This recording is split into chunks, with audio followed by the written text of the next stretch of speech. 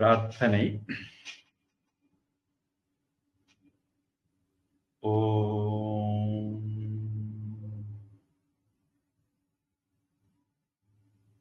அகஜானன பத்மார்க்கம் கஜானனம் அஹர்நிஷம் அநேகதந்தம் பக்தானாம் ஏகதந்தம் உபாஸ்மஹே.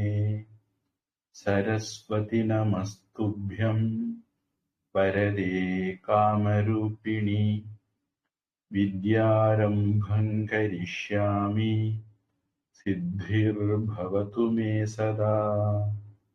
குருர் பிரம்மா குருர் விஷ்ணு குருர் தேவோ மகேஸ்வரः குருஸ் சாக்ஷாத் பரம் பிரம்ம தஸ்மை ஸ்ரீ குரவே நமः.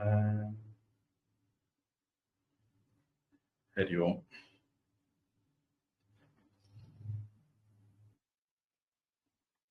பிரதாபச்சந்திரன் ஜி, நான் புரிஞ்சுக்கிட்டது சரிதானான்னு பாருங்க.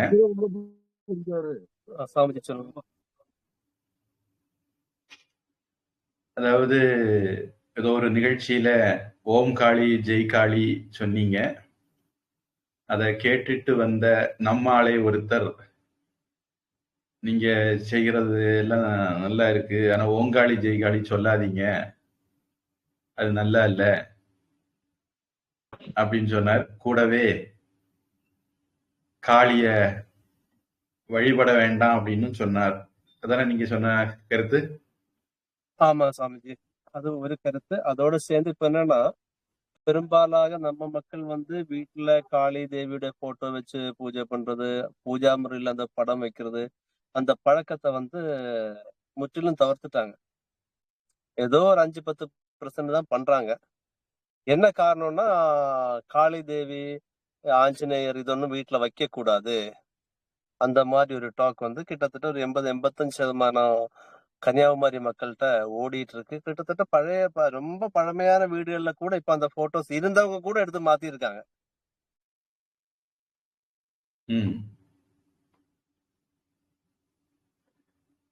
இது கிறிஸ்டியன் கொஞ்சம் இதுல வேலை பண்றாங்களோன்னு எனக்கு டவுட்டா இருக்கு. ஏன்னா என்கிட்ட ஒரு கிறிஸ்டியன் ஃப்ரெண்டு பேசும்போது அவர் கேட்டாரு, உங்க பத்ரகாளி எல்லாம் எங்க போயிட்டாங்க? இப்ப எல்லாம் பத்ரகாளி செம்பகாளியும் வேற வேற பேர்ல எல்லாம் மாறி போயிட்டாங்க.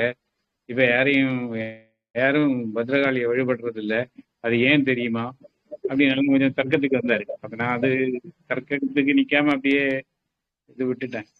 அவர் சொல்ல வந்தது, இந்த மாதிரி மாடர்ன் காளி இதெல்லாம் அங்கங்கே மூளைக்கு மூளை இருந்ததெல்லாம் இப்ப காணாம போய் வேற புதுசு புதுசா மாடர்ன் பேர்ல எல்லாம் வருது அப்படிங்கிற ஒரு இது. நம்ம மாவட்டத்தை பொறுத்த இப்போ அவரேஜா பார்த்தது கன்னியாகுமரி, திருவனந்தபுரம் மாவட்டத்தை 2 இடத்துலயும் பொறுத்த 2 பேரோட வேலை இருக்கு.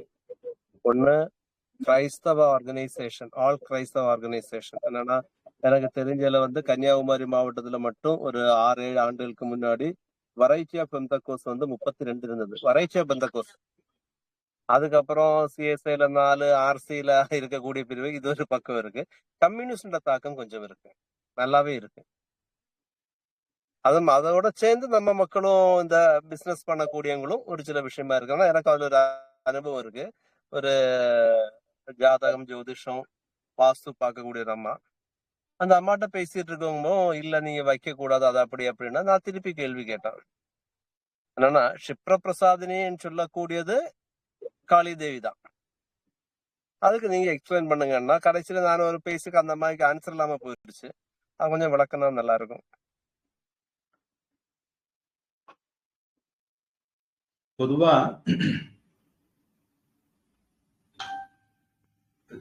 ஜந்துக்கள் நிறைய பேர் நாட்டுல இருக்காங்க. அவங்க ஓம் காளி ஜெய் காளி, ஜெய் ஸ்ரீராம், வெற்றிவேல் வீரவேல், இந்த மாதிரி கோஷங்கள் எல்லாம் கேட்டு எரிச்சல் படுவாங்க. எது எது கேட்டா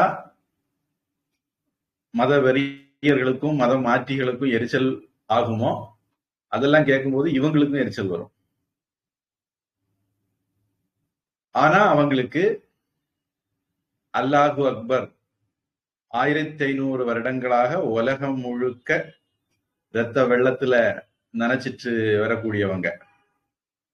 அவங்கள கேட்டா இவங்களுக்கு எரிச்சல் வராது. விவேகானந்த சாமி சிக்காகோல பேசும்போது, இன்று இந்த உலக மாநாடு துவங்குவதற்காக அடிக்கப்பட்ட மணி இந்த உலகை இரத்த வெள்ளத்தில் நனைத்து வரும் மதவெறி கூட்டங்களுக்கு அடிக்கப்பட்ட சாவு மணி ஆகட்டும் அப்படின்னு தான் தொடங்கினார்.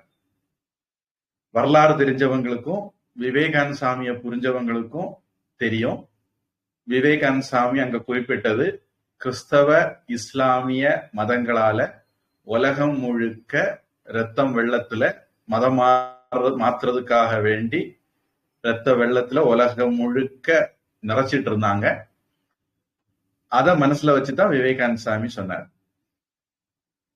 அதே மாதிரி சிவ மகிம்ன ஸ்தோத்திரம் அப்படிங்கிற ஸ்தோத்திரத்துல இருந்து ஒரு ஸ்லோகத்தையும் சொன்னார். இந்த ஸ்லோகத்துடைய அர்த்தத்தை சொன்னார்.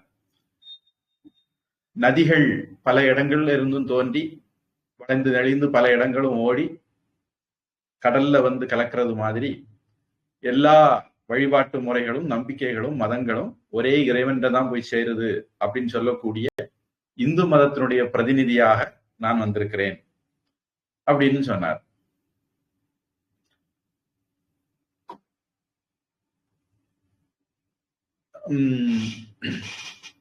பஹல்காம் நடந்த படுகொலைக்கு பின்னாடி என்ன காரணம் அப்படின்னு நிறைய பேருக்கு புரியாம இருந்தது. இப்ப NCERT பாடத்திட்டங்கள்ல உண்மையை கொண்டு வந்திருக்காங்க.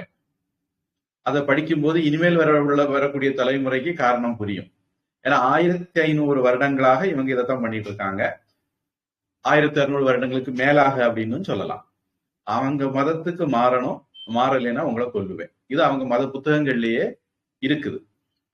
அவங்க மதத்தை தவிர வேற யாரையும் வாழ விடக்கூடாது, இதுவும் அவங்க புத்தகத்திலேயே இருக்குது. இதுல முன்னாடி அவங்க ரொம்ப கோல்ஸா, அதாவது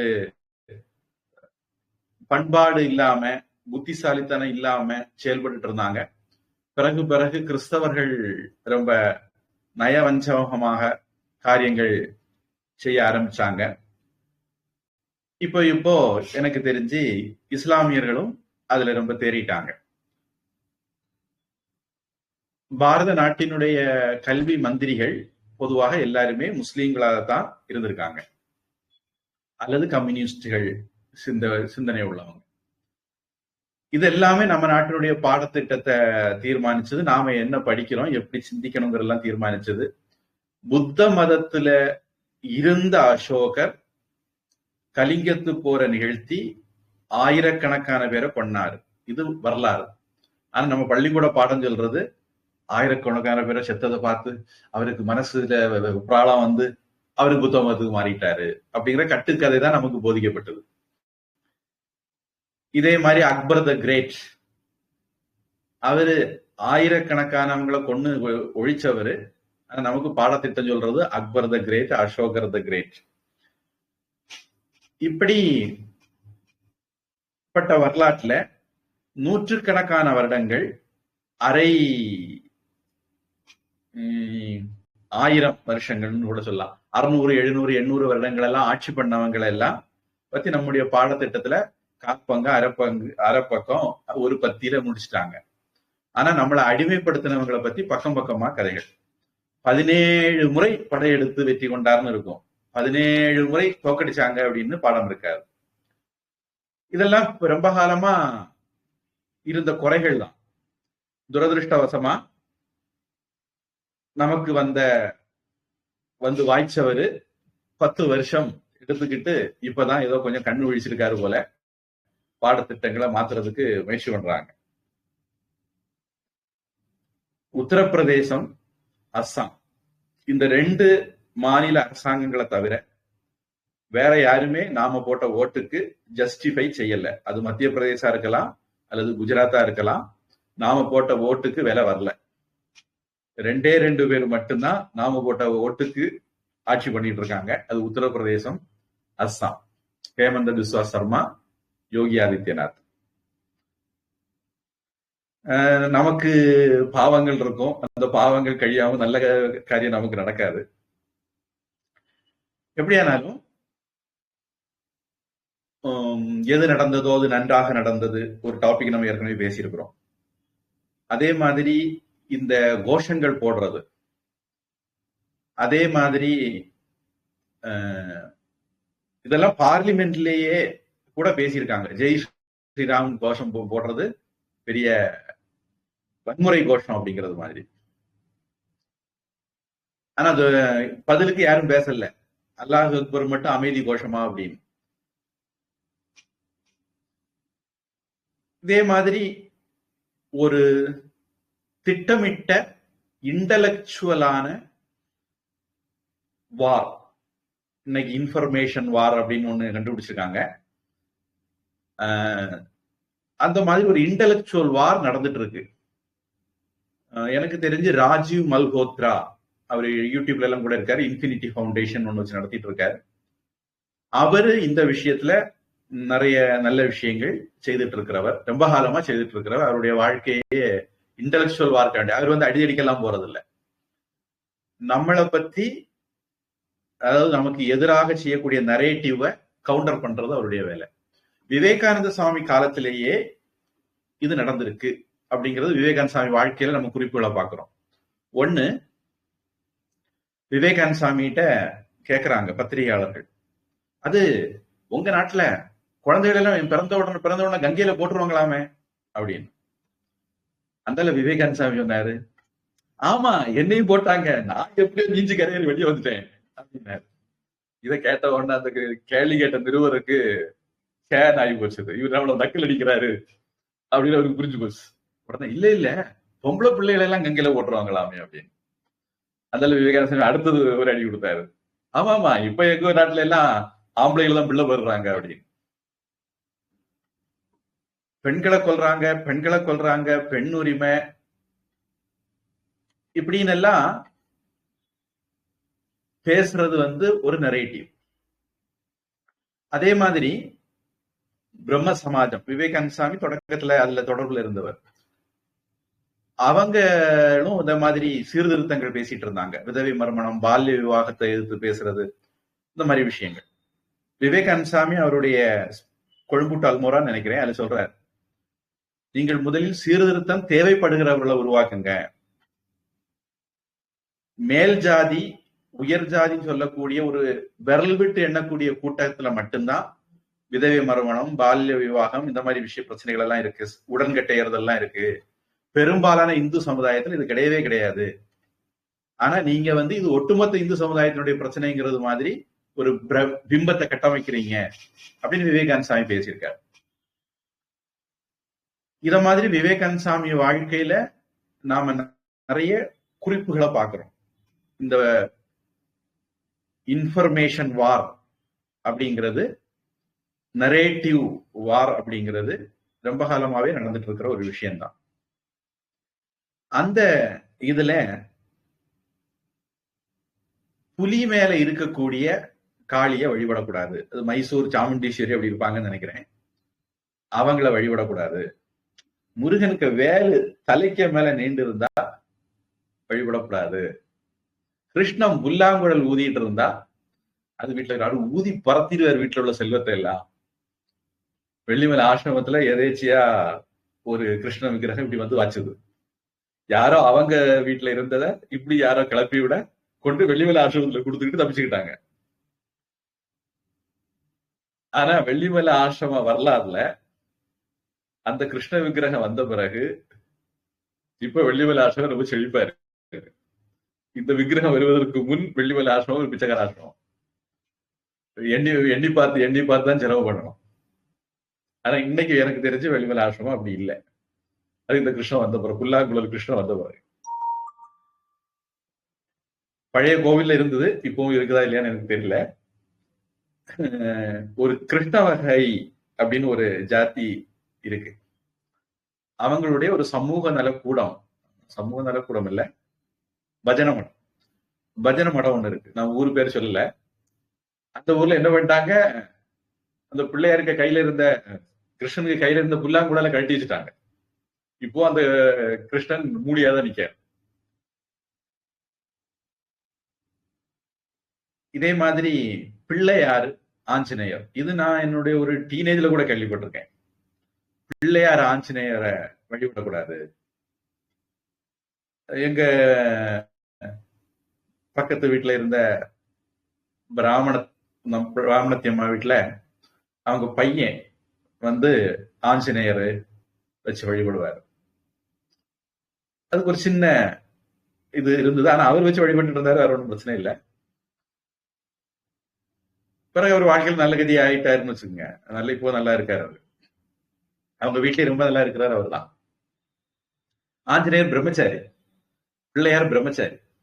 அதனால அவங்கள வழிபட்டீங்கன்னா உங்களுக்கு கல்யாணம் ஆகாது. அது சென்டிமெண்டலா நம்மள பேவக்கூஃப் ஆக்குறது, முட்டாளாக்குறது. நாம பொதுவா நிறைய பேரு சென்டிமெண்டலா ஏமாத்தப்படக்கூடியவங்களா தான் இருக்கிறோம். சீக்கிரமா நம்மளை ஏமாத்திடலாம். விவேகானந்த சாமி சொல்லுவாரு, இந்தியாவில் ஒரு கூட்டத்தை கூட்டணும்னா ஆண்டவன் பேரை சொல்லி ஒரு கூட்டத்தை கூட்டிடலாம் அப்படி. வேற என்ன சொன்னாலும் வரக்கூடிய கூட்டத்தை விட அதுக்கு கூட்டம் அதிகமா வரும். ஏன்னா இந்துக்களுடைய ரத்தத்துல ஆன்மீகம் அப்படி ஊறி இருக்கு அப்படின்பார். பொதுவா இன்னைக்கு கடவுள் இல்ல, சிலையை கும்பிடுவோம் முட்டாள் இப்படி எல்லாம் சொல்ல ஆசாமிகள் எல்லாம் என்ன பண்ணிருக்காங்க பாருங்க. தெரு தெருவா சிலை வச்சு மாலை போட்டு கும்பிட்டு இருக்காங்க. அதுதான் இந்திய மண்ணினுடைய விசேஷம். இந்திய மண்ணுக்குள்ள யாரு வந்தாலும் அவங்கள இந்திய மண் என்ன அப்படியே தனக்குள்ள ஐக்கியப்படுத்திடும். அது கிறிஸ்தவ மதத்துல God is in heaven. அதாவது அந்த வரி கொஞ்சம் சரியா ஞாபகம் இல்ல. He is in heaven முதல் வரி மறந்துட்டேன். ரெண்டாவது வரி he is in heaven. அதாவது கடவுள் அப்படின்னு சொல்லும்போது he, அவன் அப்படிதான் போட்டிருப்பாங்க. இதே மாதிரி இஸ்லாம்லயும் அது. ஆனா போன வகுப்புல சொன்னேன், கிறிஸ்தவம் இஸ்லாமுக்கு இடையில பெரிய வித்தியாசம் கிடையாது.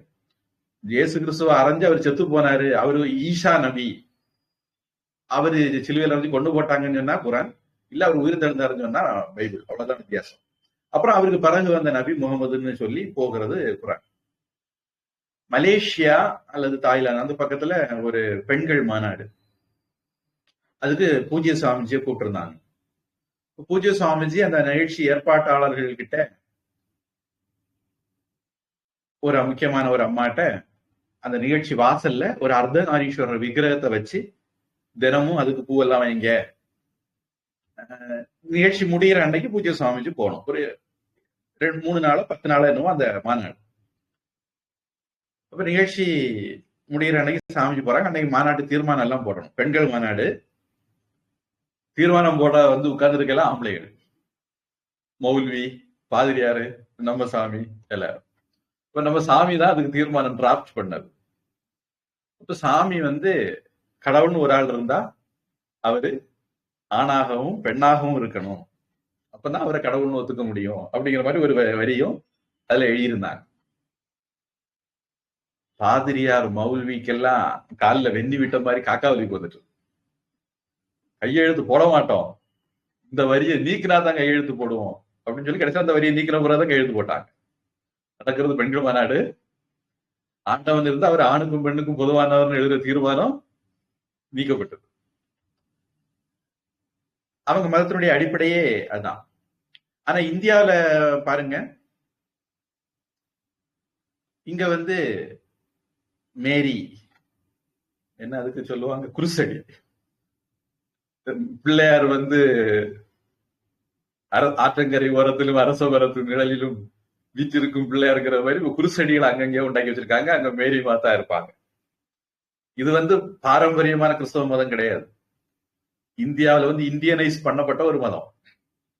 அதே வேலெடுங்கண்ணி அம்மன் ஆலயத்தை வேளாங்கண்ணியா மாத்தி வச்சிருக்காங்க.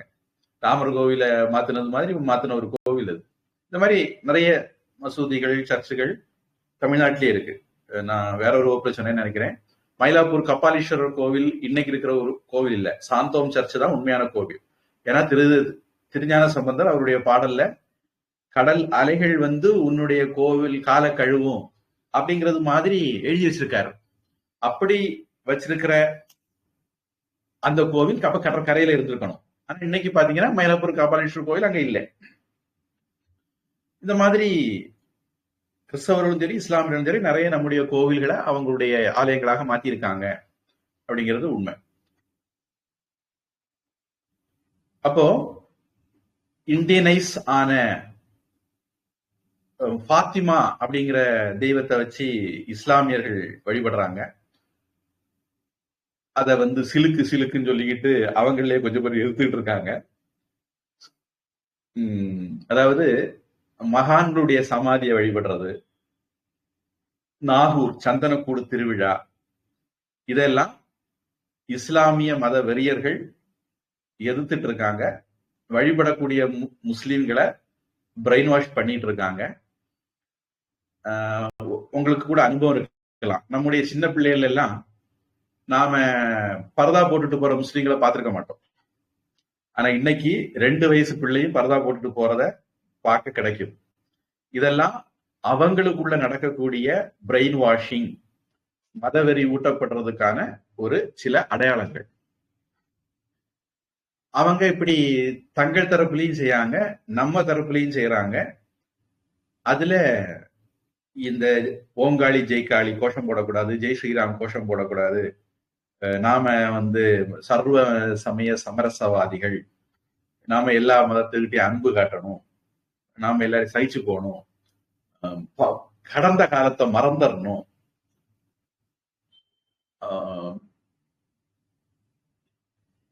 ஏன்னா கடந்த கால உண்மைகள் எல்லாம் கசப்பா இருக்கும், அதனால மறந்துடணும்.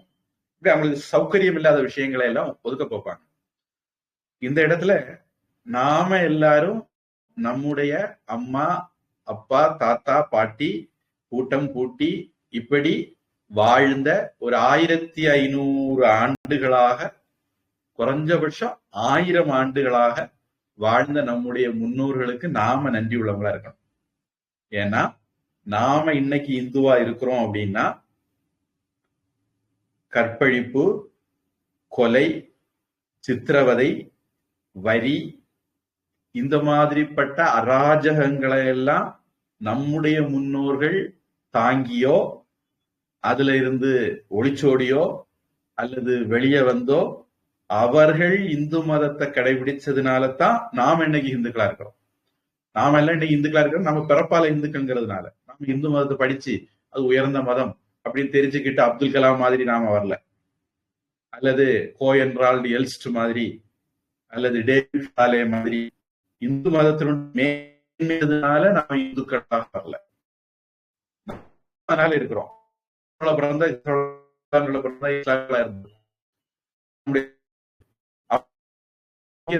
வராம போனதுக்கு காரணம் நம்முடைய அவ்வளவோ பரிஸ்திதியும் இக்கட்டும் இந்து தொடர்ந்து வாழ்ந்துக்கிறாங்க. அதனால இந்து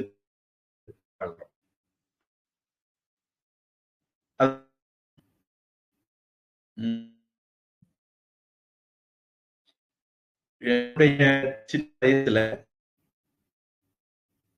வீட்டுல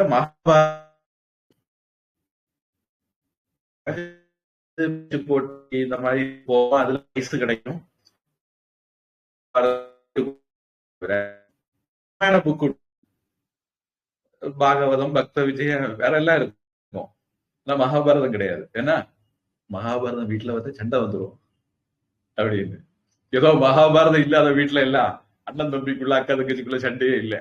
மகாபாரதம் வந்தா மட்டும்தான் சண்டை. ஏன்னா மகாபாரதம் படிச்சு நம்ம உருப்படக்கூடாது.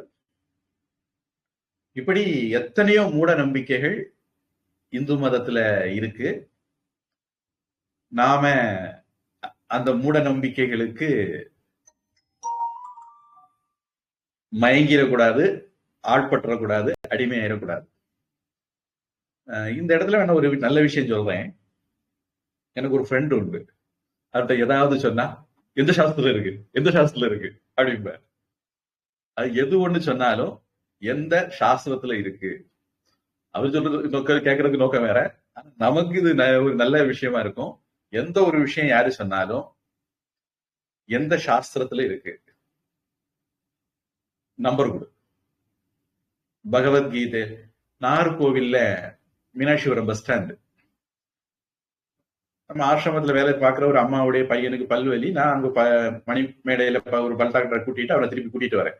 வரும்போது அந்த பழைய ஒரு படி இறக்கம் இருந்தது, கல்படி இறக்கம், நல்ல பெருமாள்ல இருந்து கீழே இறங்கி போறது.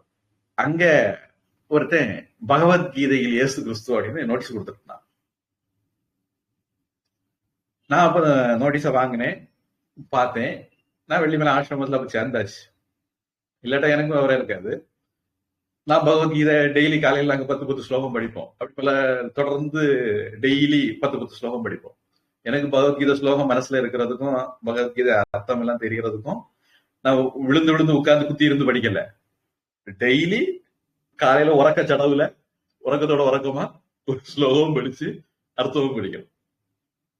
நீங்க எல்லாம் பகவத்கீதை படிக்கணும்னு நினைச்சா இது ஒரு நல்ல வழி. சமய வகுப்புல ஒரு அம்மா ஒரு 40-50 வயசுக்கு மேல இருக்கும், எறும்பு காட்டுல இருந்து, ராஜேஸ்வரி அந்த மாதிரி பேர் அவங்களுக்கு. அந்த அம்மா நாங்க சாமி படிச்சா ஒண்ணும் மண்டையில் நிக்க மாட்டேங்க அப்படின்னாங்க. நான் சொன்னேன், நீங்க கஷ்டப்பட்டெல்லாம் படிக்காண்டா, தினமும் காலையில சாயந்தரம் விளக்கேத்தி வச்சுக்கிட்டு புக்கை பார்த்து ஒரு தடவை வாசிங்க போதும். ஒரு வருஷம் இருக்கு பரீட்சை எழுதுறதுக்கு, பரீட்சை எழுதும் போது உங்களுக்கு மனப்பாடம் ஆயிரும் அப்படின்னு. அந்த அம்மா படிச்சு இந்த ஜோதி பட்டம் வாங்கிட்டாங்க. இதுக்கு பேரு பாராயணம், ஓதுதல். இதுதான் நம்ம நாட்டுடைய இன்ஜீனியஸ் மெத்தட். நம்ம நாட்டு மூதாதைகளை போல நம்முடைய மூளை எப்படி வேலை செய்யுதுன்னு கத்துக்கிட்டவங்க யாரும் கிடையாது. ஏன் வேதங்கள் கேட்டு கேட்டு படிச்சாங்க, ஏன் வேதங்களை சொரத்தோட சொன்னாங்க, ஏன் எதுகை மோனையெல்லாம் வச்சாங்க, ஏன் செய்யுள் இப்படித்தான் எழுதணும்னு வச்சாங்க அப்படிங்கிறதுக்கு எல்லாம் பின்னாடி இருக்கக்கூடிய சயின்ஸ் ஓரமா வைக்கிறதுக்கு ஈஸி. ஒரு விஷயத்த நீங்க திருப்பி திருப்பி திருப்பி திருப்பி ரெகுலரா பண்ணிட்டு இருந்தீங்கன்னா அது உங்களுக்கு மனப்பாடம். இதை நான் வெள்ளிமலை ஆசிரமத்துல சேர்ந்து பண்ண பிறகு நான் கத்துக்கிட்ட உண்மை. அதை நான் மற்றவங்களுக்கு சொல்லி நிறைய பேர் உருப்பட்டிருக்காங்க வச்சுங்க.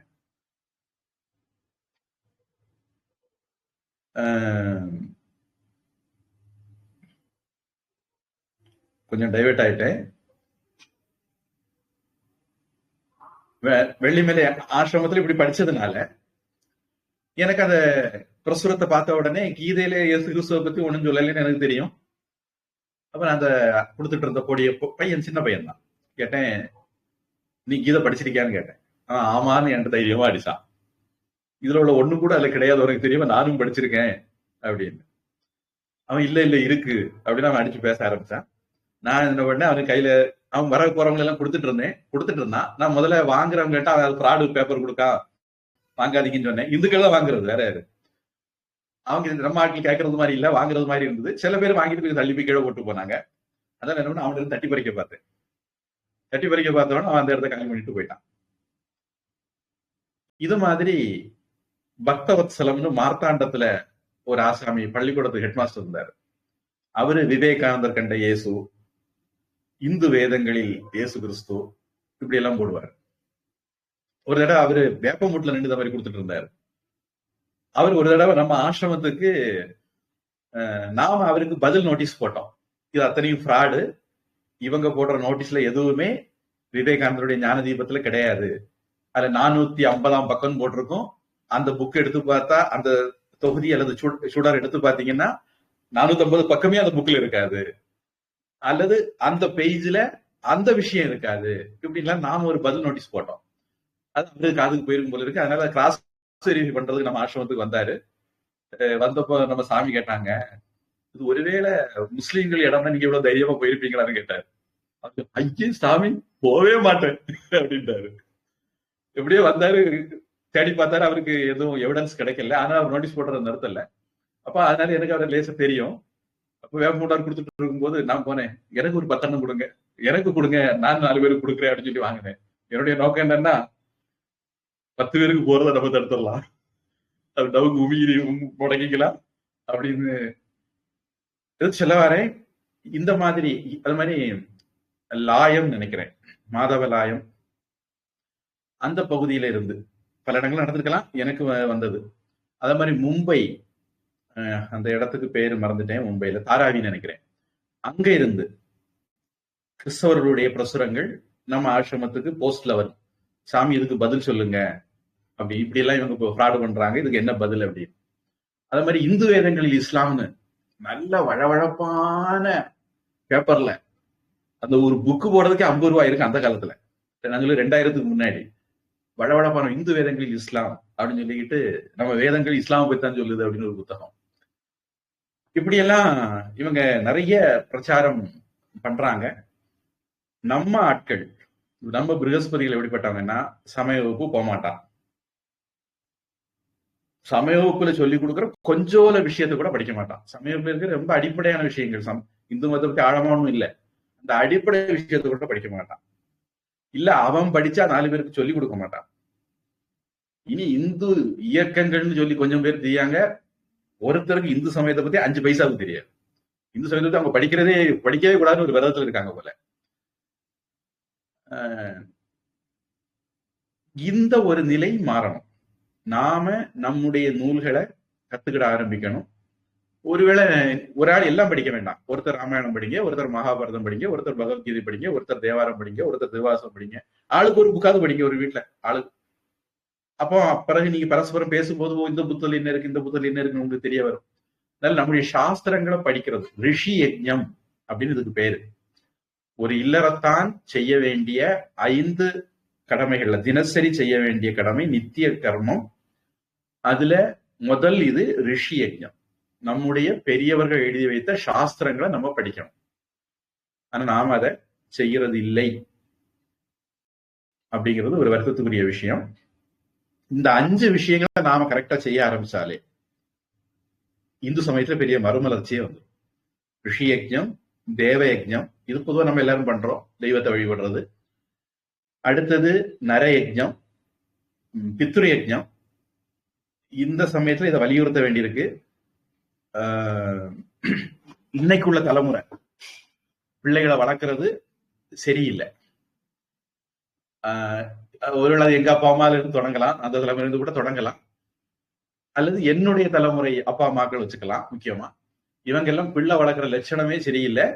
அதனுடைய விளைவு இன்னைக்கு தாத்தா பாட்டிகள் அல்லது அப்பா அம்மாக்கள் பிள்ளைகளோட இல்லை, தெருவுந்திண்ணையுமா தெரியுறாங்க. ஒரு முக்கியமான பிரச்சனை இந்து சமுதாயத்துல ஏற்பட்டு இருக்கு. முதியோர்களுக்கு, பெரியவங்களுக்கு கவனிக்க ஆளு இல்லை. இன்னைக்கு கூட என் கூட படிச்ச ஒரு கிறிஸ்தவ பொண்ணு, பக்கத்து வீட்டுக்காரங்க, அவங்க அம்மா அப்பா தனியா இருக்காங்க, 4 பிள்ளைகள். ஒரு பொண்ணு மெட்ராஸ்ல, ஒரு பொண்ணு மண்டக்காட்டுல, ஒரு பையன் மிலிட்டரியில, அல்லது 2 பசங்க மிலிட்டரியில. அப்பா அம்மாவை கவனிக்க ஆளு. இது ஒரு உதாரணம். இது ஒட்டுமொத்தமா சமுதாயத்துல ஏற்படக்கூடிய ஒரு பிரச்சனை. கிறிஸ்தவர்கள், இந்துக்கள்னு இல்லாம எல்லாருக்கும் ஏற்படக்கூடிய ஒரு பிரச்சனையா வந்துட்டு இருக்கு. கூட்டு குடும்ப முறை செதஞ்சு போயிட்டு இருக்கு. இதுக்கு காரணம் நம்முடைய சுயநலம், சொந்தக்காரியன் ஜிந்தாபாத் மனநிலை. நம்முடைய சின்ன பிள்ளையில நம்முடைய அப்பா அம்மா நம்மளை கவனிச்சாங்க, அவங்களுடைய வயசான காலத்துல நாம அவங்கள கவனிக்கணும் அப்படிங்கிற ஒரு எண்ணம் நமக்கு இருக்கணும். அல்லது இந்து சமுதாயத்துல வானப்பிரஸ்த ஆசிரமத்துக்கு ஒரு ஏற்பாடு வரணும். கோயம்புத்தூர் மாதிரி இடங்கள்ல வானப்பிரஸ்த ஆசிரமம்னு இடமே இருக்கு. ஆனா என்ன, லட்சக்கணக்கில் உள்ள கொடுத்துக்கிட்டு உள்ள போகணும். அது வசதி வாய்ப்பு உள்ளவங்களுக்கு, செல்வந்தர்களுக்கு சரியாகும், ஏழை வாழைகளுக்கு சரியாகாது. அதனால இந்து சமுதாயத்துல இது ஒரு முக்கியமான பிரச்சனை. ஒரு அம்மா என்கிட்ட கேட்டாங்க, பிள்ளை என்ன எங்கேயாவது கொண்டு சேர்த்துரு, யாருக்கும் தெரியாம அப்படின்னு. நான் சொன்னேன், பையன்கிட்ட லெட்டர் எழுதி வாங்கி தருவீங்களா, என் அம்மாவை கொண்டு வேணா சேர்த்துக்குங்க அப்படின்னு. அது அவன் லெட்டர் தரமாட்டான் அப்படிங்கிறாங்க. அப்படியா, பிள்ளைகிட்ட லெட்டர் வாங்காம நம்ம ஒரு ஆளுக்கு எங்கேயா சேர்த்தா பிறகு கிட்னி திருடுனா, கடன் திருட்டா நம்ம மேல பிரச்சனை வந்துடும். அல்லது ஏதாவது ஒண்ணு கிடக்க ஒண்ணு ஆச்சுன்னா பிரச்சனை ஆயிடும். அதனால பித்ரு யஜ்ஞம் 3வது விஷயம். இதுவும் நாம ரிவைவ் பண்ண வேண்டிய, மீட்டெடுக்க வேண்டிய ஒரு யஜ்ஞம். 4வதா நர யஜ்ஞம் அல்லது அதித்தி யஜ்ஞம்னு சொல்லுவாங்க. பொதுவா பழைய காலத்துல பிரம்மச்சாரிகள், வானப்பிரஸ்தர்கள், சன்னியாசிகளை கிரகஸ்தர்கள் கவனிச்சுட்டு இருந்தாங்க. நீங்க திருக்குறள்ல கூட இல்வாழ்க்கைங்கிற அதிகாரம் எடுத்து பாத்தீங்கன்னா இதுல அவரு ரொம்ப தெளிவா சொல்றாரு. இது ஏதோ நான் வட இந்தியால இருந்து இறக்குமதி கொண்டு வர அப்படி கலாச்சாரம் நினைக்க வேண்டாம். திருவள்ளுவரே சொல்லிருக்காரு, இல்வாழ்வான் என்பான் இயல்புடைய மூவர்க்கும் நல்லாற்றின் இந்த துணை, தென்புலத்தார் தெய்வம் விருந்து ஒக்கல் தான் என்று ஐம்புலத்தார் ஓம்பல் தலை, துறந்தார்க்கும் தூவாதவர்க்கும் இறந்தார்க்கும் இல்வாழ்வான் என்பான் தலை. 11 பேரை கவனிக்கிறது இல்வாழ்வானுடைய கடமைன்னு சொல்லியிருக்காரு.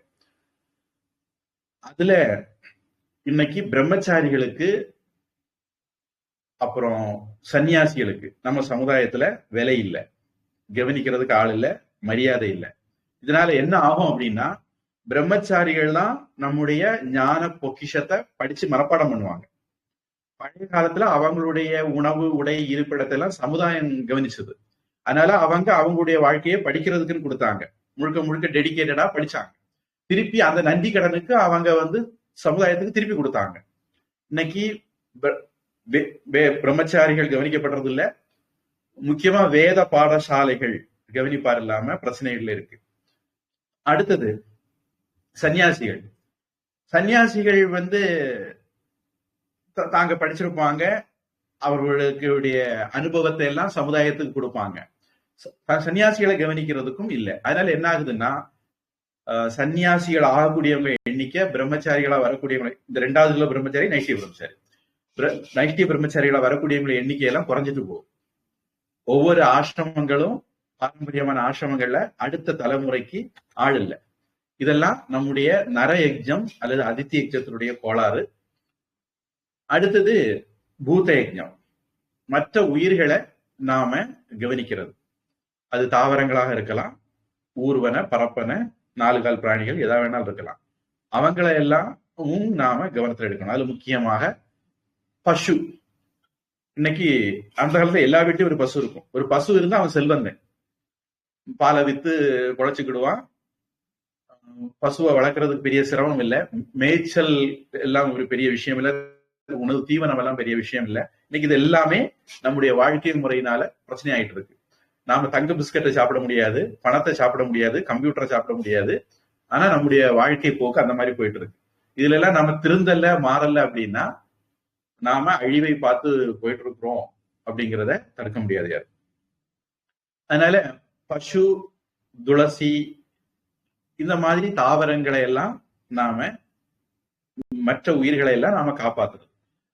இப்போ அண்மையில சயின்ஸ் புரிஞ்சுக்கிட ஆரம்பிச்சிருக்கு, இந்த உலகத்துல ஒவ்வொரு உயிருக்கும் அதுக்குன்னு ஒரு இடம் இருக்கு. ஒரு தீவுல ஒரு மரம் அழிஞ்சு போச்சு. அப்புறம் ஆராய்ச்சி பண்ண போது ஒரு பறவை என அழிஞ்சு போச்சுது, அதனால அந்த மரம் அழிஞ்சு போச்சுன்னு கண்டுபிடிச்சாங்க. ஏன்னா அந்த பறவையனும் அந்த மரத்தினுடைய பழத்தை சாப்பிட்டு அதனுடைய கழிவாக அது அங்கங்கேயே கொண்டு அந்த வித்தை போடும். அந்த கழிவாக விழுகிற வித்து தான் முளைக்கும். நமக்கெல்லாம் பொதுவா தெரியும், அரச மரம் நம்ம வீட்டுல கோபுரத்துல எல்லாம் வளர்றது, காக்கை சாப்பிட்டு அந்த மரங்கள் வளர்றது நம்ம பார்த்திருப்போம், கேள்விப்பட்டிருப்போம். இந்த மாதிரி அப்போ மற்ற ஜீவராசிகளும் வாழ்ந்தாதான் நாம வாழ முடியும். ஆனா இன்னைக்கு நம்முடைய வாழ்க்கையில பாருங்க, காலையில பிரியாணி, மத்தியானம் பிரியாணி, சாயந்தரம் பிரியாணிங்கிற மாதிரி நம்ம போயிட்டு இருக்கோம். அமெரிக்காவில இருந்தது காலையில பர்கர், மத்தியானம் பர்கர், ராத்திரி பர்கர்னு. அந்த வாழ்க்கை முறைக்கு நாம போயிட்டு இருக்கிறோம். மற்ற உயிர்களை கொண்டு சாப்பிடுறதுல நம்ம யாருக்கும் எந்த கூச்சமும் இல்லை. ஒரு தேவைக்கு சாப்பிடுறோம் அல்லது நிவர்த்தியில சாப்பிடுறோம் அப்படிங்கிறது வேற. ஆனா நாம நாகரிகம்ங்கிற பேர்ல நிறைய காரியம் செய்யறோம். எல்லாமே நம்முடைய சமுதாயத்தை கெடுக்கிற விஷயமா இருக்கு. இந்த 5 விஷயங்களை நாம கடைபிடிச்சாலே நிறைய மாற்றங்கள் இந்து சமுதாயத்துல வரும். இந்து சமுதாயம் ஒரு மகோன்னதமான சமுதாயமா மாறும். இதுல அடுத்த கட்டம் ஒரு பிரச்சனை, காளிய வழிபடக்கூடாது அப்படின்னு சொல்றதுல. பொதுவா காளி வழிபாடு அப்படிங்கிறது தான் நமக்கு கொஞ்சம் சூடு சொர்ணம் கொடுக்கிற வழிபாடு. காளி, சிவன் எல்லாம் தாமச தெய்வங்கள் அப்படிங்கிற ஒரு கணக்கு. அதாவது சம்ஹார தெய்வங்கள், அநியாயத்தை தட்டி கேட்கிற தெய்வங்கள், சோத்துல உப்பு போட்டு தின்ற தெய்வங்கள், நமக்கு ஒரு அநியாயம் நடந்தா அதை தட்டி கேட்கணும்னு நமக்கு உணர்ச்சி தரக்கூடிய தெய்வங்கள். அதனால காளி வழிபாடு அப்படிங்கிறது நமக்கு 6 விதமான வழிபாடுன்னு சங்கரர் பகுத்திருக்காரு. நம்ம நாட்டுல பல விதமான வழிபாடு முறைகள் இருக்கு. அது ஒரு பெரிய விஷயம். இனி இந்த தெய்வங்கள்ல பொதுவா நம்முடைய குல தெய்வம்னு பாத்தீங்கன்னா பெரும்பான்மையான ஆட்களுக்கு ஒரு தேவி தான் குல தெய்வமா இருக்கும். அது முத்தாரம்மையோ ஐக்கியமையோ ஏதோ பேர்ல இருக்கலாம். ஆனா பெரும்பான்மையான குல தெய்வங்கள் தேவிதான். விதி விலக்கு ஐயனார் அல்லது சாஸ்தா. பெரும்பகுதி இந்த 2 பேருக்குள்ள எல்லாரும் வந்துருவாங்க. தேவி அல்லது சாஸ்தா தான் குல தெய்வமா இருக்கும். விதி விலக்கு ரொம்ப குறைவா இருக்கும். அது இனிமேதான் நான் கண்டுபிடிக்கணும். இதுவரைக்கும் நான் கண்டுபிடிக்கல. காஞ்சி சந்திரசேகர சரஸ்வதி சுவாமிக்கே குலதெய்வம் ஒரு தேவியா தான் இருந்தது. அந்த குலதெய்வத்துக்கு வழிபாடு கொடுக்கறது வேற ஜாதிக்காரங்க, பிராமண ஜாதிக்காரங்க கிடையாது அப்படின்னு எல்லாம் தகவல்கள் இருக்கு. அதனால தேவி வழிபாடு அப்படிங்கிறது, தேவி ஒரு ருத்ரன் அந்த சம்ஹாரிணிங்கிறதுனால தேவி நமக்கு சூடு சொரணம் கொடுக்கக்கூடிய வழிபாட்டு முறை. தேவி வழிபாடு வந்ததுன்னா இந்துக்கள் மத்தியில விழிப்புணர்வு வந்துடும், சூடு சொரணம் வந்துடும். அதனால தேவி வழிபாட்டை படிக்கிறவங்க இருக்காங்க. இதுவும் ஒரு காரணம் தேவி வழிபாட்டுக்கு மேல எப்படி சொல்றதில்ல. இனி பொதுவா உக்ர தெய்வங்கள், இப்படி சொன்ன ஒரு உங்களுக்கு நல்லா புரியுமா இருக்கும். உக்ர தெய்வங்களை நாம வழிபடுறதை யாரும் விரும்ப மாட்டாங்க. எனக்கு ஒரு கிறிஸ்தவ நண்பர் இருந்தார். அவரு இன்னைக்கு முருகனை எல்லாம் கும்பிடுறாருன்னு நினைக்கிறேன். என் கூட +2 படிக்கும்போது நான் காளியை கண்டாலே எனக்கு பயம், கிட்டே போக மாட்டேன் அப்படிம்பாரு. காளியை பார்த்தாலே பயம் வருதுன்னா காளிக்கு எவ்வளவு பவர் பார்த்துருங்க. அதனால காளி வழிபாடு வேண்டான்னு சொல்றதுல இப்படி ஒரு சைக்காலஜியும் உண்டு. இனி காளி கட்டோபனிஷத்துல மன்னிக்கணும், கேன உபனிஷத்துல காளியை பத்தி வந்திருக்கு. உமா அப்படிங்கிற பேர்ல தேவர்கள் அசுரர்கள் சண்டை போட்டாங்க. அது ஒரு கதை, லேசா சொல்லு. தேவர்கள் அசுரன் சண்டை போட்டாங்க. சண்டை போட்டுக்கிட்டு அசுரர்களை தேவர்கள் ஜெயிச்சிட்டாங்க. இந்த அசுரர்கள் தேவர்கள் யாரு அப்படிங்கிறது பின்னாடியும் நிறைய விஷயம் சூக்ஷ்மங்கள் இருக்கு. எல்லாரும் சொல்றாங்க ஒரே அப்பாவுக்கு பிறந்த பிள்ளைகள், அந்த அளவுல சொல்லி கூடுதல் டீட்டெயில் பரவாயில்ல பார்த்துக்கலாம். இந்த அசுரர்களை தேவர்கள் ஜெயிச்சுக்கிட்டு அப்படி கும்மாளம் போடுறாங்க. கும்மாளம் போடும்போது இந்திரன் சொல்றான், எப்படி நான் எத்தனை பேரை ஜெயிச்சேன் தெரியுமா, அக்னி நான் எத்தனை பேர் ஜெயிச்சேன் தெரியுமா அப்படின்னு இவங்களுக்குள்ள பேசிட்டு இருக்கும்போது அங்க இவர்களுடைய அலங்காரத்தை பார்த்துக்கிட்டு அவங்க முன்னாடி ஒரு பெரிய ஜோதி, சிவபெருமான் திருவண்ணாமலையில ஜோதி ஸ்வரூபமான மாதிரி ஒரு பெரிய ஜோதி தோன்றுது. தோன்ற உடனே இந்திரன் பார்த்து பயந்து போனான். உடனே வாயுவை கூப்பிட்டு, நீ போய் யாரு இது யாருன்னு பார்த்துட்டு வா, நம்ம இதுக்கு முன்னு பார்த்தது இல்லை அப்படின்னு. அந்தால வாயு மீசையை முடுக்கி விட்டுக்கிட்டு ரொம்ப கெப்டா போனார். போனவர் அங்க கிட்ட போனா அந்த சுடர் இவரை பார்த்து கேட்டது, நீ யாரு அப்படின்னு. அது கேட்ட உடனே வாயுவுக்கு ஷேம் பப்பி ஷேம் ஆகிப்போச்சு. என்ன இந்த உலகத்துல தெரியாதவன் ஒருத்தரும் கிடையாது, என்ன பார்த்து நீ யாருன்னு கேட்டுட்டியா? நான் இல்லாட்ட இந்த உலகத்துல ஒருத்தரும் ஜீவிக்க முடியாது. இந்த இடத்துல ஒரு சின்ன தகவல், நம்ம பிராணன்கிற ஒன்ன பத்தி பேசணும். பிராணன், முக்கிய பிராணன் ஒண்ணு இருக்கு, பஞ்ச பிராணன் ஒண்ணு இருக்கு, தச பிராணன் எல்லாம் ஒண்ணு இருக்கு. ஒவ்வொரு பிராணனுக்கு இடையில வித்தியாசங்கள்லாம் உண்டு. அது சைட்ல நாம பேசுனது பஞ்ச பிராணன், முக்கிய பிராணனை பத்தி பேசணும். சரி, அப்போ இந்த வாயு பிராணன் எல்லாம் கிட்டத்தட்ட ஒரே அர்த்தம், அவங்களோட வார்த்தைகள் தான். நான் இல்லாம ஒருத்தரும் ஜீவிக்க முடியாது, என்ன பத்தி தெரியாதா? நான் ஒவ்வொருத்தரையும் சுழட்டி சுழட்டி அடிப்பேன். ரஜினிகாந்த் ஏர்ல பறந்து பறந்து அடிப்பேன் சொன்ன மாதிரி இவரு நான் சுழட்டி சுழட்டி அடிப்பேன் அப்படின்னாரு.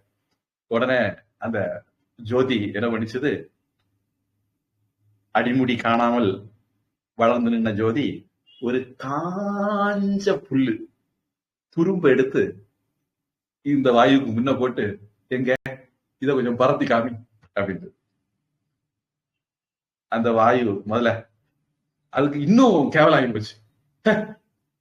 நான் ஒரு காலத்துல மலைகளை எல்லாம் பறத்தினேன், அதுல ஒரு மலை ஒளிச்சு போய் கடல்ல ஒளிச்சிருந்தது, அதுதான் மைனாக பர்வதம். அப்புறம் அது இந்திரனுக்கு மேல உள்ள நஞ்சியில, பிறகு ஆஞ்சநேயர் உட்கார்றதுக்கு இடம் எல்லாம் கொடுத்தது, இந்திரனுக்கு பயந்து போய் ஒளிச்சிருந்தது. அப்படி மலைகளை எல்லாம் பறத்தி பறத்தி எங்கெல்லாம கொண்டு சேர்த்தவனா என்கிட்ட போய் இந்த துரும்ப இது பண்ணு. ஆனாலும் என்ன இருந்தாலும் பிரஸ்டீஜ் ப்ராப்ளம் அப்படின்னு சொல்லிட்டு அப்படி ஒரு பார்வை பார்த்தது, பறந்துரும் அப்படின்னு. அது ஒண்ணுமே ஆகல. பூன்னு ஊதி பார்த்தது, ஒண்ணுமே ஆகல. பூன்னு ஊதி பார்த்தது, இதுக்கு ஒரு 100 மீட்டர் பின்னாடி ஓடி வந்து ஊதி பார்த்தது, ஒண்ணும் வேலைக்கு ஆகல. கடைசியில இந்த பட்டி 2 காலுக்கு நடுவில் வாழை சுட்டிட்டு போறது மாதிரி பேசாம வந்து அவருக்கு சீட்ல உட்கார்ந்துக்கிட்டார். இந்திரன் சபையில வந்து இந்திரனுக்கு புரிஞ்சு போச்சு சொல்லாமலே. அதனால அக்னியை கூப்பிட்டு நீ போய் என்னன்னு பார்த்துட்டு வா. அதனால அக்னி வாயு ஒரு பார்வை பார்த்துக்கிட்டு பெருசா பீத்திட்டு இருந்தான். என்ன மாதிரி யாரு வருவா, இப்ப நான் போய் என்ன சாதிச்சுட்டு வரோம் பாரு அப்படின்னு அக்னி கிளம்பி போச்சது. அக்னிக்கும் அதே மாதிரி மூக்குடைச்சது. அங்க போன உடனே அந்த ஜோதி கேட்டது, யாருப்பா நீ அப்படின்னு கேட்டது. உடனே என்ன யாரும் தெரியாதா, நான் தான் ஜாத வேதன், உலகத்துல இருக்க எல்லாத்தையும் தெரிஞ்சவன் அப்படி எல்லாம் டைலாக் விட்டது. சரி சரி கொஞ்சம் இப்படிதான் ஒரு டைலாக் விட்டான். அவங்ககிட்ட இந்த திரும்ப போட்டேன், பறத்துன்னு சொன்னேன், அவன் பறத்த முடியாம அவரே பறந்து போயிட்டான், நீ முடிஞ்சா நீ கொஞ்சம் எரிச்சு காமிங்க அப்படின்னு சொல்லி. அதனால அக்னி எரிச்சு பார்த்தாரு, முடியல. அதனால அவரும் அத பட்டி காலுக்கடையில வாழை வச்சு சுட்டிட்டு போற மாதிரி போயிட்டாரு. கடைசியில இந்திரன் வந்தான். இந்திரன் வந்த உடனே அந்த ஜோதி மறைஞ்சிட்டது. அப்ப இந்திரனுக்கு என்ன இருந்தாலும் அவன் இந்திரன் இல்லையா, தேவேந்திரன், தேவர்களுக்கு தலைவன்கிறதுனால கொஞ்சம் அறிவு கூடுதலா இருந்ததுனால அங்க உட்கார்ந்து தபஸ் பண்ணான். தபஸ் பண்ண உடனே அங்க உமாதேவி பிரத்யக்ஷப்பட்டாள் அப்படின்னு அந்த கதை போகும். அதனால வேதங்களிலேயே தேவியை பற்றி குறிப்பு இருக்கு, தேவி வழிபாட்டை பற்றி இருக்குது. அதனால காளி வழிபாடு அப்ப சந்தோஷமா செய்ய வேண்டிய ஒரு விஷயம். அதுல புலி மேல இருந்தா ஆச்சா பூச்சான் எல்லாம் சொல்ல போனா நல்ல ஆயுதங்கள் எல்லாம் தாங்கி சஸ்திரதாரியா இருக்கக்கூடிய தெய்வங்களை வைக்கணும். அப்பதான் நமக்கெல்லாம் கொஞ்சம் சூடு சொரணா ஏதாவது வருதா பார்க்கணும். விவேகானந்த சாமிகிட்ட எனக்கு தெரிஞ்சு இந்த விஷயத்துல விவேகானந்த சாமிய மாதிரி இந்து சமுதாயத்தை நாடி பிடிச்ச ஆள் யாரும் இல்லை. நான் அவரை கொஞ்சம் படிச்சதுல நான் புரிஞ்சுக்கிட்டது தான். அவர்கிட்ட பகவத்கீதை படிக்க ஒருத்தம் போனானா, ஆளு நல்ல நோஞ்சான் தோலம் தூர்த்தி மாதிரி இருந்தான். விவேகானந்த அவனை பார்த்துக்கிட்டு முதல்ல போய் நல்லா ஃபுட்பால் விளையாடு, நல்ல பைசப்ஸ் ட்ரைசப்ஸ் எல்லாம் டெவலப் பண்ணிட்டு வா, அதுக்கு பிறகு பகவத்கீதை படிக்கலான்னு அனுப்பிவிட்டாரு. இன்னொருத்தன் போய் சாமி கிட்ட பகவத்கீதைக்கு போனானா, அவர் சொன்ன கேட்டாரா, உனக்கு பொய் சொல்ல தெரியுமா? தெரியாது. திருட தெரியுமா? தெரியாது. முதல்ல அதெல்லாம் படிச்சுட்டு வா, அதுக்கு ஒரு பகவத்கீதை படிக்கலான்னு. ஏன்னா தாமச குணத்துல இருக்கிறவனுக்கு, சோம்பேறிக்கு, மூடனுக்கு, கையாளாதவனுக்கு உள்ள நூல் இல்ல பகவத்கீதை. எவன் ஆம்பளை சிங்கமோ அவனுக்கு தான் பகவத்கீதை. எவன் வந்து அஹிம்சை பேசுறவனோ, எம்மதமும் சம்மதம், ஒரு கன்னத்தில் அடித்தால் நான் மறுகன்னத்தை காட்டுவேன், இப்படி உள்ள ஆசாமிகளுக்கு எல்லாம் பகவத்கீதை கிடையாது. விவேகானந்த சாமி சொல்றார், பகவத்கீதையில சாராம்சம் என்ன அப்படின்னா, கிளைபியம் மாஸ்மகம பார்த்த நைதத்வயுபவத்தியதே சுத்ரம் ஹிருதய தௌர்பல்யம் தெக்தோ உத்திஷ்ட பரந்தப. 2வது அத்தியாயத்துல வரக்கூடிய 2வது ஸ்லோகம்னு நினைக்கிறேன், இல்லைன்னா 3வது ஸ்லோகம், அவ்வளவுதான் வித்தியாசம். கிருஷ்ணன் வாயை திறந்து பேச ஆரம்பிச்ச ஸ்லோகத்துல முதல் ஸ்லோகம். அதுல கிருஷ்ணன் அர்ஜுனனுக்கு சொல்றார், நீ பேடித்தன்மையை அடையாதே, இது வந்து ஆரியனுக்கு அடாது, புகழ தராது, அனாரிய துஷ்டம், அஸ்வர்கியம், சொர்க்கத்தையும் தராது, அகீர்த்திகரம், புகழையும் தராது அப்படின்னு சொல்லி அஸ்திரம் கொஞ்சம் உசுப்பேத்தி பார்த்தாரு. அவனுக்கு மரமண்டை அவனுக்கு உசுப்பே ஏறல. அதுக்கு பிறகுதான் பகவத்கீதை உபதேசம் தொடங்கிச்சுன்னு வச்சுக்கோங்க. இது பகவத்கீதை உபதேசம் தொடங்குறதுக்கு முன்னாடி நடக்கிற ஒரு இடம். அதனால விவேகானந்த சாமி இதுதான் கீதையினுடைய சாராம்சம்னு சொல்றாரு. அவர் இந்தியா முழுக்க சுத்தி கொழும்பு முதல் முறை அது பிறகு கொடுத்த ஸ்பீச் படிச்சாலும் சரி, விவேகானந்த சாமியை புரிஞ்சுக்கிடணும்னா, அவருடைய உள்ளத்தை தெரிஞ்சுக்கிடணும்னா கொழும்பு முதல் அல்முறை அவரை படிக்கணும். அதுக்கு முன்னாடி அமெரிக்காலாம் போறதுக்கு முன்னாடி நாடு முழுக்க சுத்தி அவருக்கு கண்டு கொண்ட விஷயம் என்ன அப்படின்னா, நாம நல்ல ஜந்துக்களா இருக்கிறோம், உணச்சக்கட்ட ஜென்மமா இருக்கிறோம், தாமசத்துல இருக்கிறோம், நாம முதல்ல ராஜசத்துக்கு வரணும் அப்படிங்கறதா விவேகானந்த சாமியுடைய ஐடியா. பெண்களுக்கு கல்வி கொடுக்காதது, ஜாதி வித்தியாசம் பார்த்து புறக்கணிக்கிறது, அடுத்தவரை பார்த்து பொறாமப்படுறது, இந்த மூணும் தான் இந்துக்களை நாசம் பண்றது. இந்த மூணுல இருந்து இந்துக்கள் வெளியே வரணும் அப்படின்ட்டு விவேகானந்த சாமி சொல்லியிருக்காரு. அதனால ஹிந்து சமுதாயத்துக்கு தேவை அவர்கள் ராஜச குணம் உள்ளவர்களாக மாறுறது. அதுதான் உடனடி தேவை. அது விவேகானந்த சாமி காலத்துல இருந்து அப்படிதான் அனந்தவேன் சொன்னார். எக்கு போன்ற சதைகளும் உருக்கு போன்ற நரம்புகளும் கொண்ட 100 இளைஞர்களை தாருங்கள், நான் இந்த உலகத்தையே மாற்றி காட்டுகிறேன். அவேக். அவருடைய பேச்சுக்கள் எல்லாமே பாருங்க ஃபயர் பிராண்ட்ஸ் மாதிரி தான் இருக்கும், உங்களை உசுப்பேத்துற மாதிரி தான் இருக்கும். ஏன்னா அவரு புரிஞ்சுக்கிட்டது இவங்க எல்லாம் சூடு ஜோர்ண கட்ட ஜென்மங்களா இருக்காங்க, முதல்ல கொஞ்சம் சூடு ஜோர்ணம் வரட்டும் நினைச்சாரு. அதனாலதான் அவர் பேசினார். அதனால காளி வழிபாடு அதை கொடுக்கக்கூடிய ஒரு வழிபாடு. அந்த மாதிரி கொடுக்கக்கூடிய எந்த வழிபாடும் நாம செய்யலாம். இந்த காலத்துல அவசர தேவை சாத்வீக தெய்வங்களுடைய வழிபாடு இல்ல, தாமச தெய்வங்களுடைய வழிபாடு, உக்கிர தெய்வங்களுடைய வழிபாடு. அதுதான் நாம செய்யணும். அப்பந்தான் கொஞ்சம் அந்த தெய்வங்களுடைய புண்ணியத்தினாலேயாவது நமக்கெல்லாம் ஏதாவது சூடு ஜோர்ணம் தப்பி பழைக்கிற மாதிரி நம்ம பார்க்கணும்.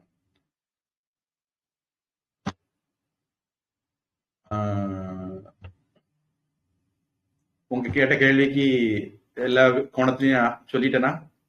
ஏதோ ஒரு கோணம் விட்டு போச்சா? கடைசியில் இன்னைக்கு என்ன ஞாபகப்படுத்தினீங்களா? ஒண்ணு பிரதாப் சந்திரன்ஜி. சாமிஜி எனக்கு ஒரு கேள்வி இருக்கு. சாமிஜி ஒரு நிமிஷம் பிரதாப் சந்திரன்ஜி சொல்லுங்க. வந்துருச்சு. இன்னும் கொஞ்சம் கூட எக்ஸ்பிளைன் இருந்தா நல்லா இருக்கும். அது டவுட்ஸ் அப்புறமா தான் எழுதி போடுறேன்.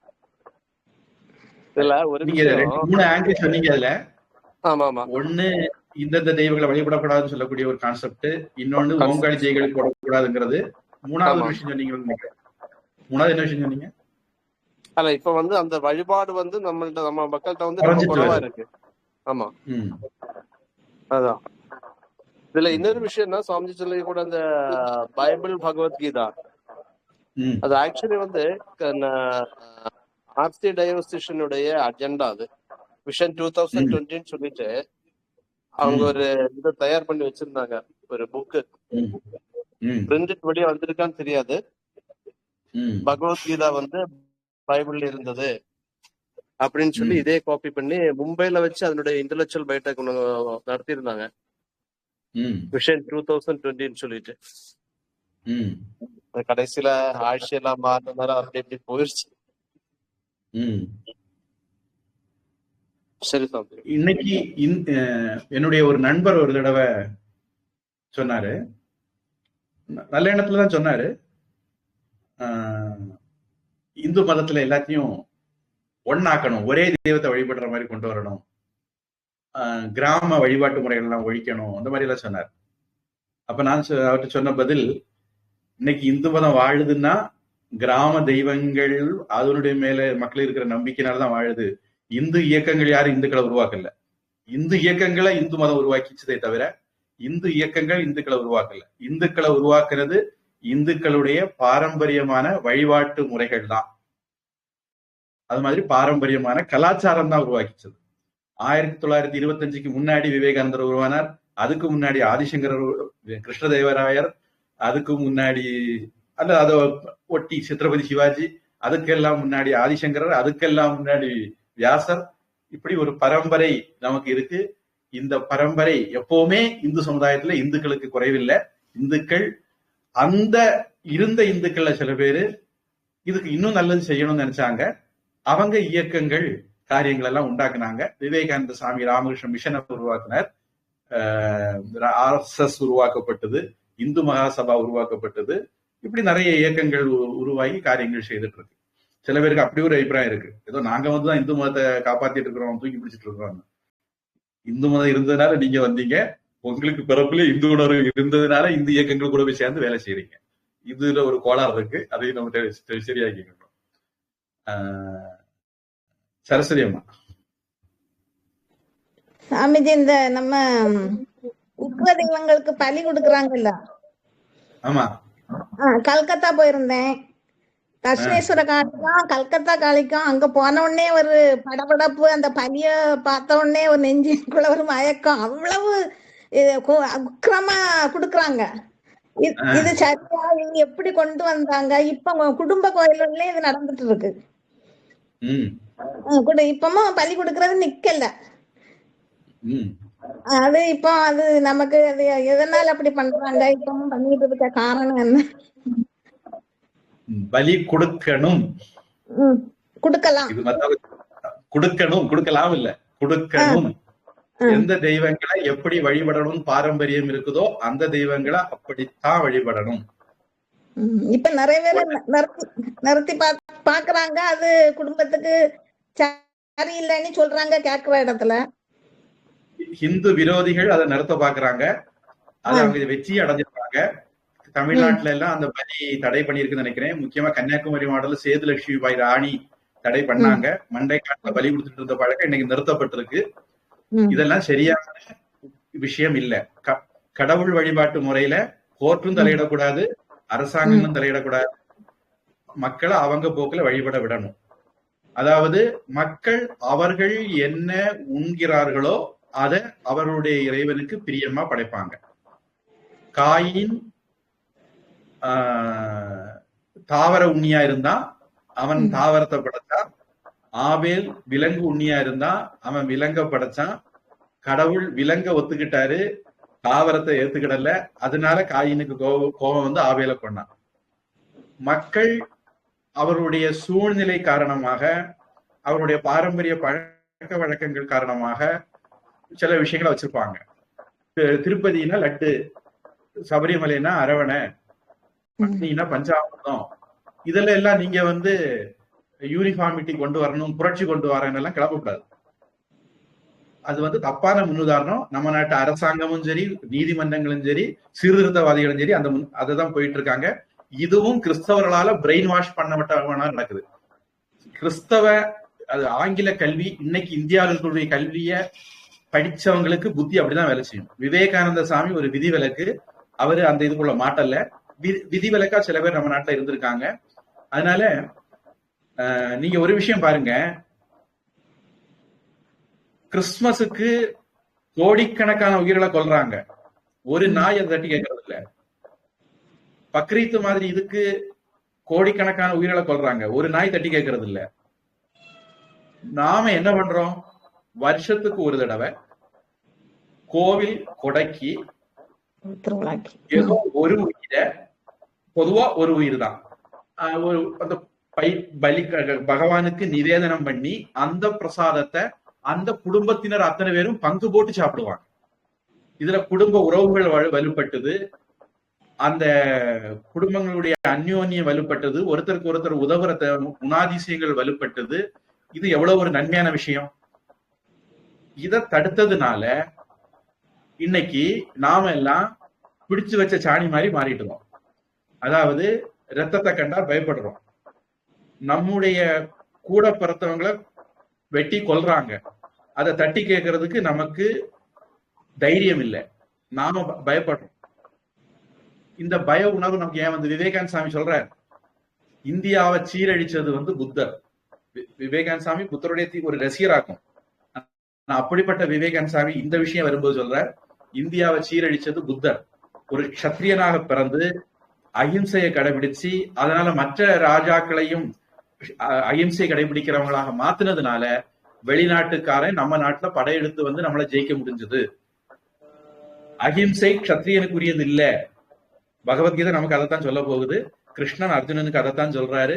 நம்முடைய பாரம்பரியமான எல்லா நூல்களும் இன்னென்ன குணாதிசயம் உள்ளவன் இன்னென்ன இதை பண்ணுன்னு வச்சிருக்காங்க. நம்ம வீட்டு நிலத்துல ஒருத்தன் 1/2 இன்ச்சு எடுத்தா 1/4 இன்ச்சு எடுத்தா அவனை வெட்ட போறோம், குத்த போறோம். ஆனா நம்ம நாட்டையே நம்ம தார வார்த்துக்கிட்டு சிரிச்சுக்கிட்டு சந்தோஷமா இருக்கிறோம். கேட்டா பரந்த மனப்பான்மைன்னு பேசுறோம். இது என்ன டபுள் ஸ்டாண்டர்ட்? நியாயமா நமக்கு வந்து மனசாட்சி இருக்கும்னா நம்ம நாட்டை கொடுக்கும் போது அதே உணர்வு வரணும். நம்ம சொந்த இடத்துல காலேஜ் அறிஞ்சு போகும்போது என்ன உணர்வு வரும், அதே உணர்வு வரணும். விவேகானந்த சாமி அதனால கேட்டார் ஒரு சிஷ்யன் கிட்ட, உன்னுடைய தாயை யாராவது மானபங்கப்படுத்தினா நீ என்ன செய்வ அப்படின்னு. அப்ப அவன் சொன்னா, நான் அவனை கையை மார்கை வாங்கிடுவேன்னா. விவேகானந்த சாமி அது மாதிரிதான், இந்து மதம் உன்னுடைய தாய், அதுக்கு யாராவது இழிவு பண்ணா நீ அவங்களையும் அதே மாதிரி பண்ணணும் அப்படின்னாரு. அதனால உங்களுக்கு நாக்குக்கு ருசியா நீங்க இறைச்சி சாப்பிடலாம், பிரியாணி சாப்பிடலாம். ஆனா சாமிக்கு வந்து பிரியாணி வச்சா இறைச்சி வெட்டிட்டா மட்டும் கொலை குத்தாங்க. அதை விட நீங்க என்ன சாப்பிட விரும்புங்களோ அதை சாப்பிடுங்க, அதை உங்க சாமிக்கு படைங்க.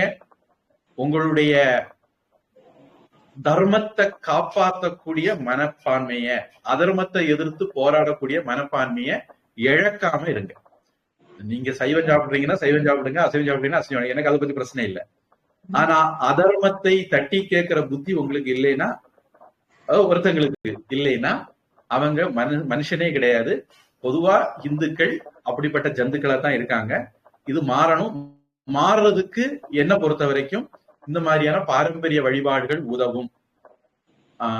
நீங்க இன்னைக்கும் கவனிங்க, எந்த ஜாதிக்காரங்க அதிகம் குத்து வெட்டு கொலை இந்த மாதிரி காரியங்கள்ல இருக்காங்க, வன்முறையில இருக்காங்க அப்படின்னு பாத்தீங்கன்னா, பொதுவா அவங்க வந்து இந்த மாதிரிப்பட்ட பலி கொடுக்கிற ஜாதியை சேர்ந்தவங்களா இருப்பாங்க.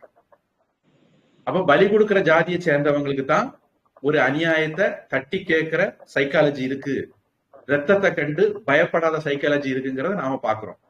ஏன் ஒரு இஸ்லாமியன் அடுத்தவனுடைய கழுத்தை வெட்டுறதுல கொஞ்சம் கூட அவனுக்கு கூச்சநாச்சம் வரல? சக மனுஷன், நேற்றைக்கு வரைக்கும் என் ஃப்ரெண்டு, இன்னைக்கு என் மதத்துக்கு பேர சொல்லி நான் அவனை கொண்டுடுறேன். காஷ்மீர்ல தான் நடந்தது, பங்காள்ல தான் நடந்தது, இன்னைக்கு நடக்குது.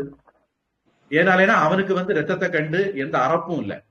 அந்த இது நமக்கும் வரணும்னா நாமளும் அந்த வழிபாட்டு முறையில கடைபிடிக்கணுங்கிறது நான் இந்து சமுதாயத்தை நாட்டு நடப்பு புரிஞ்சுக்கிட்ட இது. சாஸ்திரங்களும் முக்கியமா தேவி வழிபாடு, வாமாச்சாரம்னு சொல்லுவாங்க. தேவி வழிபாட்டுல இந்த மாதிரி பஞ்ச மகாரங்கள் உண்டு அப்படின்னு ராமகிருஷ்ணன் சொல்லுவார். அதுல மாமிசம் அப்படிங்கிறது ஒண்ணு. அதனால கண்டிப்பாக நாம அந்த வழிபாடு பண்றது நம்முடைய பாரம்பரியத்துல இருந்தால் அதை கடைபிடிக்கணும். இல்லைன்னா நீ கடைபிடிக்கணும் நான் சொல்ல மாட்டேன், இருந்தால் கடைபிடிக்கணும். நீங்க இறைச்சி சாப்பிடுறவங்களா இருந்தா பலி கொடுக்கணும், அதுதான் முறையான பழக்கம் அப்படின்னு நான் நினைக்கிறேன். நீங்க சாப்பிடறத பாவது கொடுங்க, அவ்வளவு.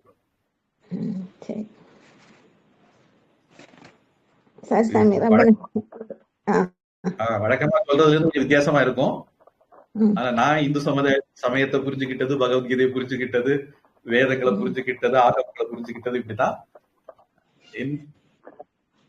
நம்ம இந்து சமுதாயத்தினுடைய நிலைமைக்கு இது அவசியம்.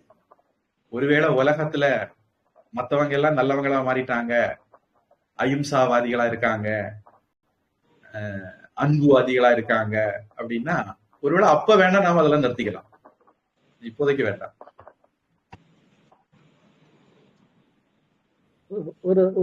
ஒரே ஒரு சந்தேகம். சொல்லுங்க. கோபாலன் சாமி. சொல்லுங்க. சாமி சொன்னது 100க்கு 100 உண்மை. நம்ம கோயில்கள் எல்லாம் ஆடு வெட்டுறத நிறுத்தின உடனே இப்ப எல்லாருமே பக்கத்து சர்ச்சைக்கு ஆடு சாப்பிடுறதுக்கு போறாங்க. இது ரொம்ப கன்னியாகுமரி மாவட்டத்துல வெள்ளிமலைக்கு பக்கத்துல இது நடந்துட்டு இருக்கு. பெரிய சதி வேலை நடந்துட்டு இருக்கு. நம்மள எல்லாம் சாத்தியமாக்கிட்டு இப்ப அங்க பிரியாணி போட்டுட்டு இருக்காங்க. கொஞ்சம் கூட கூச்சம் இல்லாம சாப்பிட போறாங்க நம்ம மக்கள். நம்ம சாத்தியமா வரல, மாறுறோம். சாத்தியமாதான் நல்லது. பிரச்சனை என்னன்னா, விவேகானந்த சாமி நம்ம நாடி பிடிச்சு சொன்னது நாம தாமசத்துல இருக்கோம். சாத்தியம்னா என்ன? கீதையில அதை பத்தி கிருஷ்ணன் பேச போறாரு. சாத்விகம்னா தர்மத்தை தட்டி கேட்கிற குணம் இருக்கணும், மற்றவர்களுக்காக நம்முடைய வாழ்க்கையை அர்ப்பணிக்கிற குணம் இருக்கணும், நம்ம ஞானத்தை பார்த்து போகிற தன்மை இருக்கணும், ஞானத்தை வழங்குகிற தன்மை இருக்கணும். இதெல்லாம் சாத்விகத்தினுடைய அடையாளம். ஆனா தாமசம்னா மயக்கம், தர்மம் எது அதர்மம் எதுன்னு தெரியாது. அர்ஜுனன் சொல்றான், கார்பண்ய தோஷோபகத ஸ்வபாவக பிச்சாமி த்வாம் தர்ம சம்மூட சேதாக. எனக்கு தர்மத்துல குழப்பம் வந்துட்டாரு கிருஷ்ணா, நீதான் கொஞ்சம் தெளிவுபடுத்தணும்னு அர்ஜுனன் சொல்றான். அதனால நமக்கு நாம செய்ய வேண்டியது எது, செய்யக்கூடாது எதுங்கிற குழப்பம் இருக்கு. நாம செய்ய வேண்டிய விஷயங்களை நாம கடைபிடிக்கல. உதாரணத்துக்கு நான் கிளாஸ் தொடங்கும்போது சொன்னேன், பஞ்சமகா யஜ்யங்களை நாம கடைபிடிக்கல. இந்த மாதிரி சாஸ்திரங்கள் நமக்கு நிறைய விஷயங்களை சொல்லி இருக்கு, அதெல்லாம் நாம கடைபிடிக்கல. பாரம்பரியமா கடைபிடிச்சிட்டு இருந்த விஷயங்களை நாம கடைபிடிக்கல. எவன் ஒருவன் கீதையில 18 பகவானே சொல்றாரு, கஷ்டமா இருக்குங்கிறதுக்காக வேண்டியோ சோம்பேறித்தனத்தினாலேயோ தான் செய்ய வேண்டியதை செய்யாம இருந்தா அவன் தாமசன். நம்ம எல்லாம் தாமசத்துல இருக்கிறோம். தாமசத்துல இருந்து முதல்ல ராஜசத்துக்கு வரணும், அதுக்கப்புறம் சத்துவத்துக்கு போக முடியும். அதனால சாமி ஒரு நல்ல பாயிண்ட் சொன்னீங்க. நம்ம ஆளு நம்ம கோவில்ல சாப்பிட மாட்டான், பக்கத்து கோவில்ல போய் சாப்பிட்டா அப்படியே பக்கத்து கோவில்ல ஐக்கியம் ஆயிடும். அப்படி ஆயிட்டே இருக்கு, கண்ணால பாத்துட்டே இருக்கு. சாமி சொன்னதுனால இன்னும் அந்த வழிபாடு கொண்டு வரணும். நம்ம மக்களு அந்த டேஸ்ட்ல இருக்கிறவங்களும் இருக்கிறாங்க. எல்லாருமே சாத்விக குணத்துல உடனே வரணும்னு கட்டாயம் இல்லையா? ஆமா, இயல்பாக வரணும். ராமன் சொல்வார் இல்லையா, அந்த பழம் புளியப்பழம் பழுத்த உடனே ஓட்ட விட்டு விலகிடும். நம்ம ஊர்ல சொல்லுவோம், தள்ளி பழுக்கிறது பழமா, தள்ளாம பழுக்கிறது பழமாம்போம். இயல்பாக நமக்குள்ள ஒரு கனிவு வரணும், அன்பு வரணும். நாமவே மாமிசம் சாப்பிடுறத விடணும். அப்படி இல்லாம சட்டம் போட்டுறதுக்கு சட்டை போட்டுங்கிறதுக்காக வேண்டி விடுறது அது தப்பு. ஆனா அரசாங்கமோ பாரபட்சமா இருக்கு. கிறிஸ்தவனுக்கு ஒரு நியாயம், முஸ்லீமுக்கு ஒரு நியாயம், இந்துக்களுக்கு ஒரு நியாயம் அரசாங்கம் இருக்கு. முதல்ல அந்த அநியாயத்தை தட்டி கேட்கிற வக்கு நமக்கு வரணும்.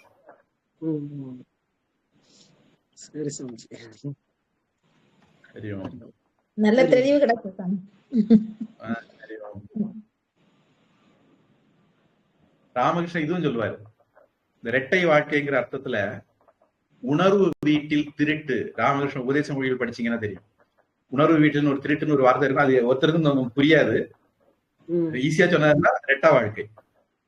மனசு ஒண்ணு விரும்புது, வெளியே வாழ்றது. கீதையில அதுதான் கிருஷ்ணன் மித்தியாச்சாரம் சொல்றாரு. ரெட்ட வாழ்க்கை நாம ஏன் வாழணும்? எனக்கு அசைவ சாப்பிட பிடிக்குது, நான் சாப்பிட்டு போறேன், என் பகவானுக்கு நான் அதை கொடுத்துட்டு போறேன். உள்ளொன்று வைத்து புறவைத்து பேசுவார் வள்ளலார் அப்படி சொல்றாரு நினைக்கிறேன். ஆமா, அந்த வாழ்க்கை ஆன்மீக வாழ்க்கை கிடையாது.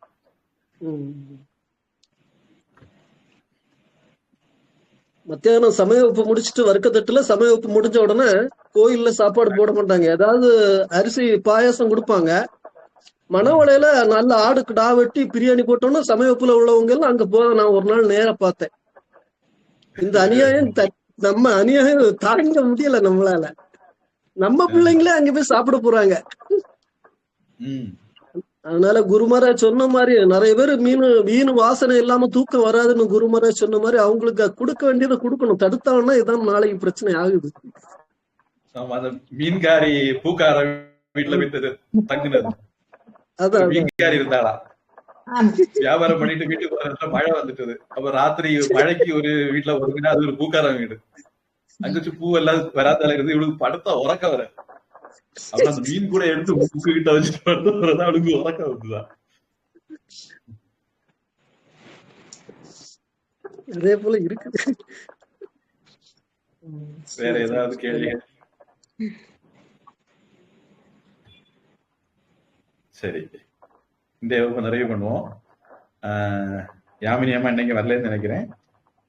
அடுத்தது நாம வெள்ளிக்கிழமை சந்திப்போம். இப்போதைக்கு அவசர கேள்விகள் எதுவும் இல்லை. யாமினி அம்மா வெள்ளிக்கிழமை வருவாங்க, அப்போ அவங்க கேள்வி பாத்துக்கலாம். பிரார்த்தனை.